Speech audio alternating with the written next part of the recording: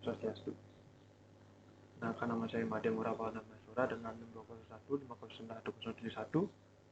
Di sini saya akan membawakan materi mengenai preliminary base architecture development method. Jadi akan yang pertama itu tujuan preliminary base, kedua input preliminary base, ketiga tahapan preliminary base, dan yang terakhir output preliminary base. Yang pertama itu tujuan dari preliminary base, yaitu tujuan dari tahap preliminary adalah untuk memastikan bahwa setiap orang yang akan terlibat atau mendapat manfaat dari pendekatan ini berkomitmen untuk keberhasilan proses arsitektur. Untuk menentukan prinsip-prinsip arsitektur yang akan menginformasikan kendala pada setiap pekerjaan arsitektur. Yang berikutnya itu primary base input.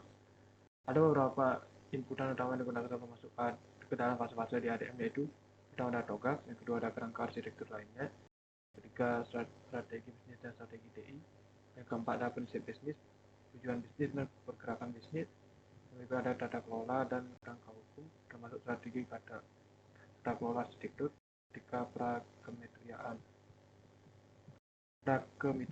yang terakhir ada perjanjian kontrak yang ada. Yang ketiga ada preliminary base angka-angka. Yang pertama itu cakupan organisasi perusahaan yang terkena dampak. Yang kedua ada konfirmasi tata kelola dan kerangka. Yang ketiga ada menentukan dan membentuk tim arsitektur perusahaan organisasi. Yang keempat ada identifikasi prinsip arsitektur. Yang kelima ada Taylor TOGAF dan juga ada pilihan lainnya kerangka arsitektur. Dan yang terakhir ada menerapkan alat arsitektur. Baik, materi yang terakhir ada preliminary base output. Model yang pertama itu model organisasi untuk arsitektur perusahaan. Yang kedua ada kerangka arsitektur yang disesuaikan termasuk prinsip arsitektur. Yang ketiga ada repositor terarsitektur awal. Yang keempat ada penyajian kembali prinsip, tujuan dan pergerakan bisnis. Yang kelima ada permintaan pekerjaan arsitektur, request for architecture work. Dan yang terakhir ada tata kelola arsitektur. Fase A, arsitektur vision. Fase arsitektur vision atau fase visi arsitektur adalah mendefinisikan skop vision dan mematakan strategi keseluruhan. Fase B, bisnis arsitektur. Fase bisnis arsitektur atau fase arsitektur bisnis ialah bersih strategi bisnis, organisasi, dan informasi aktivitas utama. Fase C, informasi sistem arsitektur. Informasi sistem arsitektur adalah mengembangkan arsitektur sasaran untuk data dan aplikasi.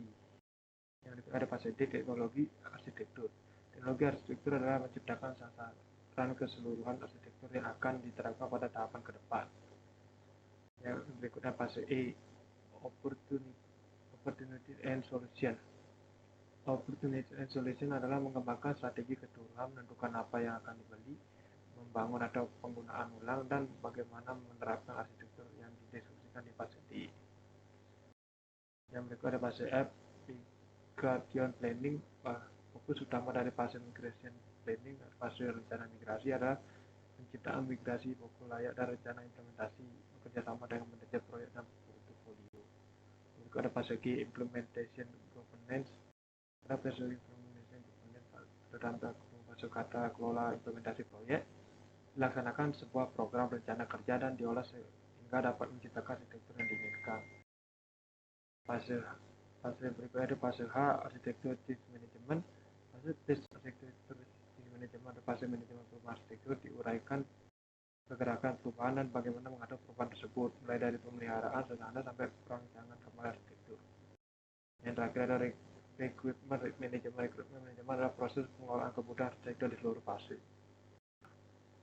Baik, sekian materi yang dapat saya sampaikan. Jika ada kesalahan kata mohon dimaafkan. Saya tutup dengan Param Santi. Om Santi Santi Santi.